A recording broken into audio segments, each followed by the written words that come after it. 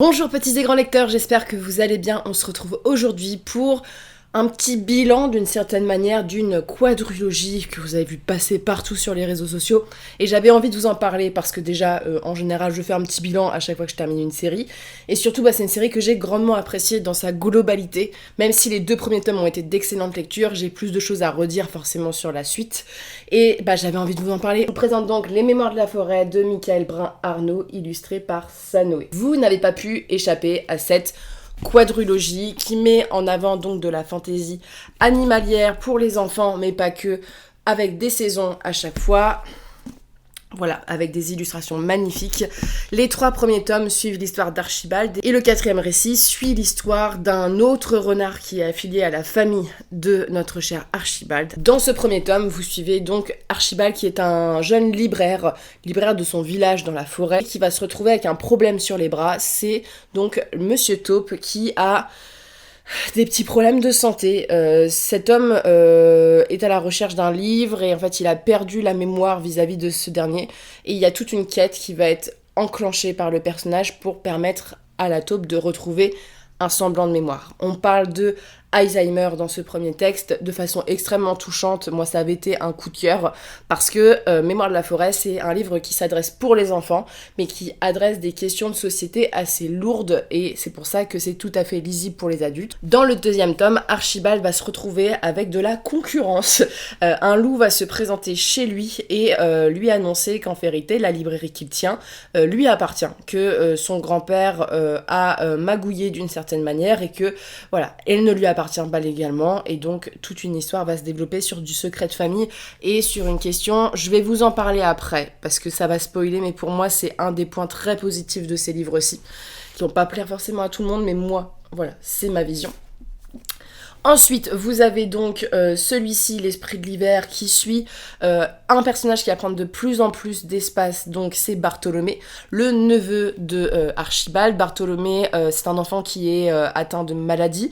Je crois que c'est une forme d'asthme qu'il a. Il est assez malade et donc il doit rester un petit peu en arrière, tandis que ses parents sont des grands voyageurs, sauf que ses parents disparaissent à un moment et il part à leur recherche à bord d'un train et va se retrouver à voyager et à rencontrer un jeune, je crois que c'est un ourson il me semble, dans le train, et de là va partir pour une quête qui risque de vous faire sortir les mouchoirs. La fin du tome 3 est terrible. Et le 4e tome, vous suivez donc les enfants de Bartholomé, dont l'aîné va très très mal le vivre, et on comprend, le décès de sa mère après la naissance de son frère, et tout va s'enclencher du fait que l'arbre dans lequel il vit est en train de mourir et qui va essayer de trouver une solution vis-à-vis de l'arbre des vœux.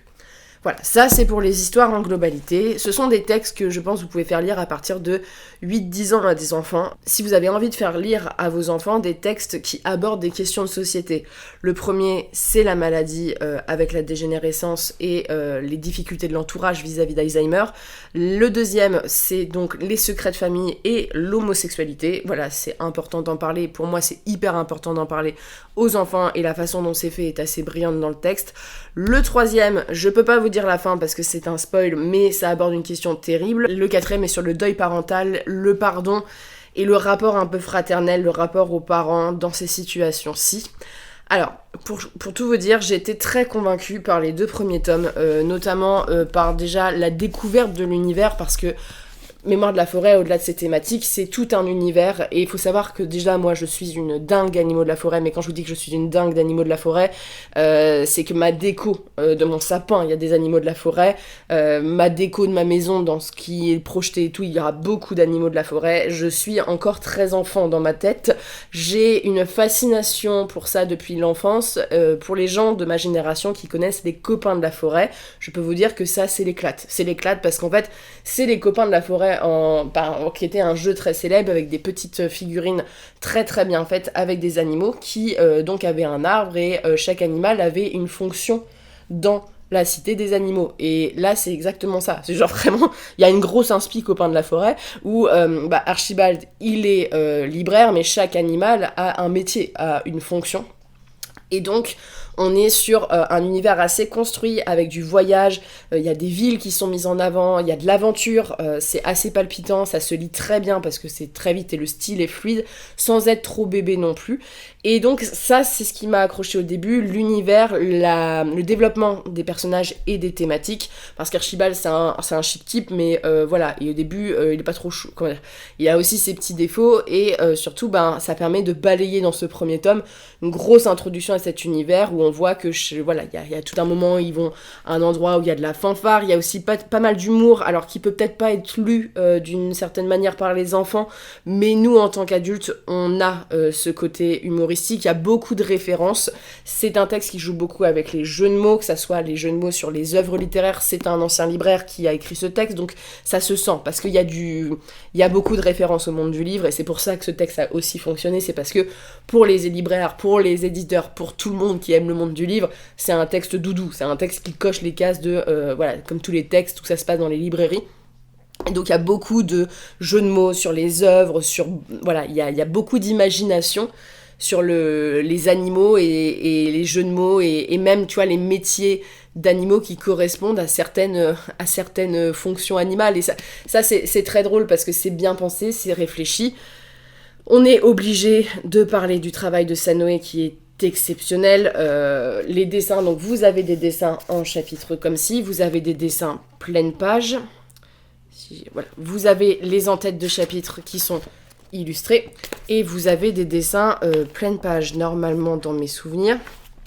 Voilà, bon c'est un spoil là, je vais pas vous le montrer, ça serait dommage. Comme ceci, et au fur et à mesure des textes, vous avez des choses qui se développent un petit peu. Dans le tome 2, on voit qu'il y a une prise de risque sur la narration. On n'est plus forcément sur que de l'aventure. Là, l'auteur a décidé aussi d'avoir des retours dans le passé, des petites énigmes.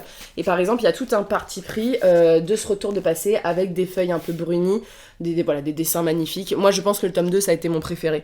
Voilà, parce que ça m'a brisé la thématique. Et voilà, c'est plus foisonnant d'illustration. On voit vraiment qu'il y a une recherche là-dessus. Et je crois que c'est à partir du tome 3, vous avez... Et là, ça montre aussi le succès de ce livre, parce que l'éditeur a pu mettre plus de budget, parce que c'est un livre qui se vend beaucoup. Vous avez des cartes dépliables.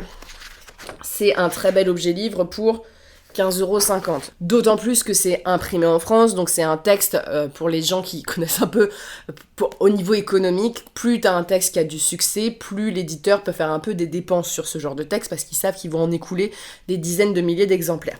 Et enfin, dans le dernier tome aussi, à la fin, on a...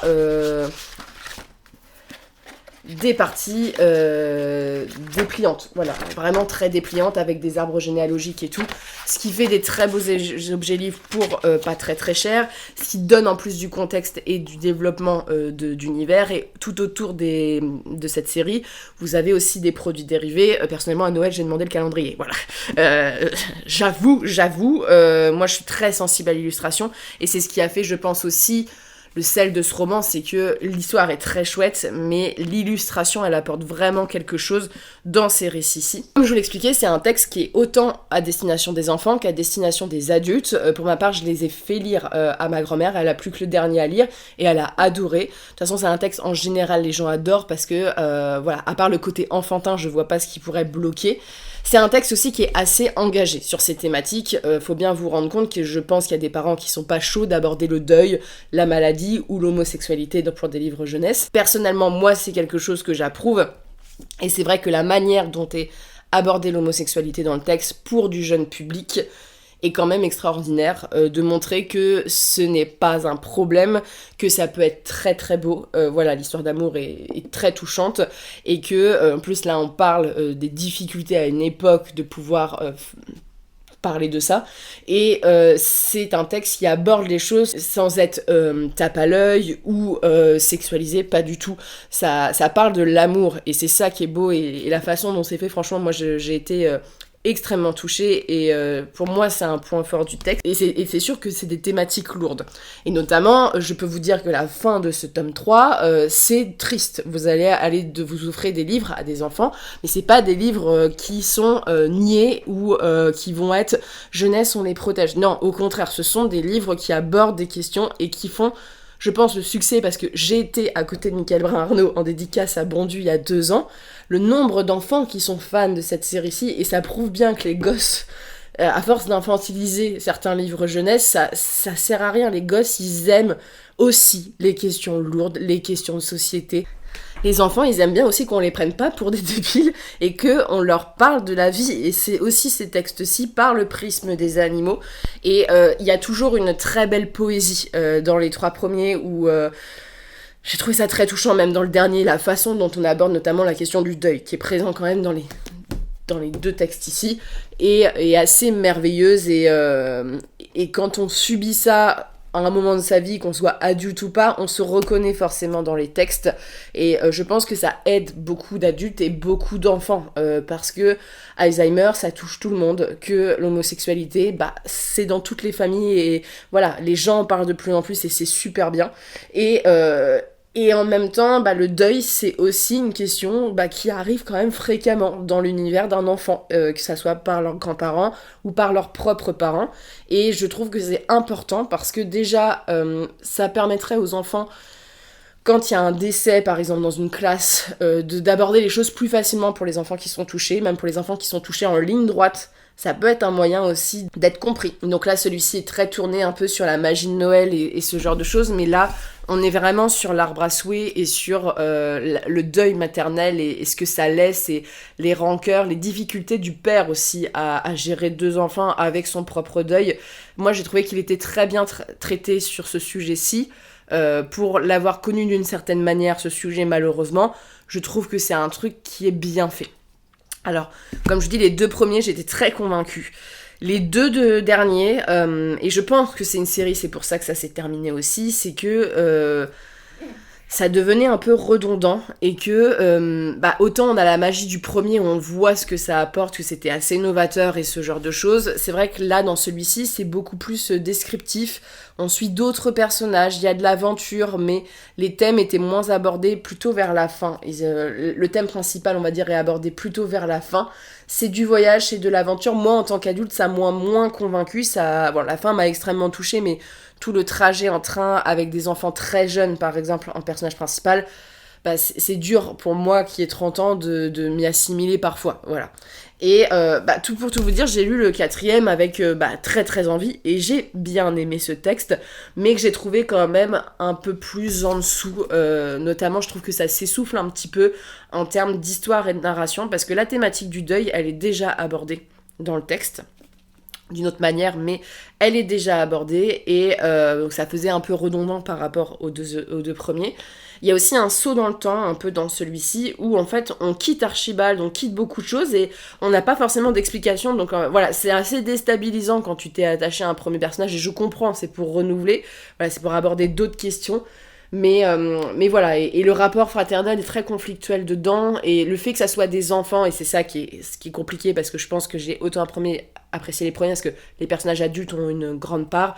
Là, le fait qu'on suive des enfants surtout, c'est que leurs réactions et tout, parfois m'agaçaient, mais ce sont des enfants, donc c'est crédible. C'est un texte qui est très touchant, pas forcément à lire dans des périodes de down, hein, je peux vous dire, mais en termes de narration, d'histoire, je l'ai trouvé plus convenu, plus simple, et on envisageait les choses beaucoup plus facilement. Autant il y a beaucoup, dans les 3 premiers, j'ai quand même été très étonnée par certains retournements, voilà, où j'étais vraiment dans la position de lecteur de livres jeunesse, hein. Et là j'ai trouvé ça plus convenu sur 2 points de vue, le point de vue des adultes, le point de vue des enfants, et les thèmes, mine de rien, même s'ils me sont plus proches, m'ont moins convaincus aussi dans leur traitement d'une certaine manière. On était plus, je trouve, sur de l'aventure. Alors il y a aussi le thème ici de l'acceptation de soi, qui est assez sympa, mais je trouvais que c'était plus fouillis. C'est aussi beaucoup plus précipité que les autres. Alors autant les 2 premiers en termes de rythme, je trouvais qu'il était plutôt équilibré. Le 3e était assez lent, et celui-ci je le trouve très précipité. En termes de narration, on a du mal à développer les thèmes, voilà, tout va assez vite. C'est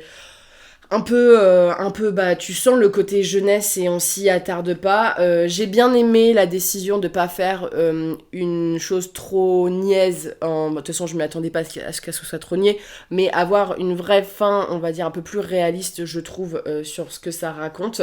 Et là, on est sur une introduction d'autres personnages, donc les détectives de la forêt. Je me demande si Michael Brun-Arnaud va faire une série dérivée avec voilà des enquêtes, mais en fait le fait aussi que bah, c'est toujours un peu le même genre d'humour, le fait que par exemple il y a plein de références à des livres policiers en faisant des jeux de mots, c'est des choses qu'on retrouvait déjà, en fait ça fait très redondant. Et dans les séries, mine de rien, moi j'aime bien les séries qui ne se répètent pas, qui évoluent, et c'est vrai que là on n'a pas ce côté évolution de l'intrigue d'une certaine manière comme dans une série habituelle. Là on est plus sur des tomes indépendants un petit peu qui suivent une même histoire, mais qui reprennent les mêmes constructions, la même façon de parler les choses, et voilà, c'est ça qui a fait que je pense j'ai moins accroché celui-ci. Après, il est quand même très bien, voilà, et je le ferai lire à ma grand-mère, je lui demanderai si elle l'a apprécié ou pas, mais je peux vous dire qu'elle a pleuré à la fin, comme moi, du tome 3, c'est un texte, je trouve, qui est transgénérationnel, c'est un très beau texte, et je suis contente qu'en France, ça ait eu un tel succès. Parce que c'est un texte qui est chouette dans ses thématiques, qui est chouette dans sa proposition éditoriale d'illustration. Et l'école des loisirs, je suis contente qu'ils ont donné cette chance, voilà, à ce succès éditorial. Et surtout, bah, je suis contente qu'il y ait des enfants qui peuvent avoir accès à ce type de littérature, et à ce type de littérature qui ne les prend pas pour des êtres fragiles.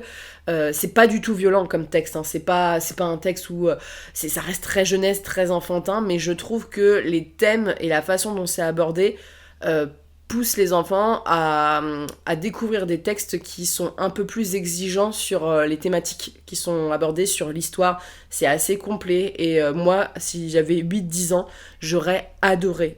Quand j'étais petite, je suis sûre et certaine, j'aurais poncé ça, et je vous les conseille.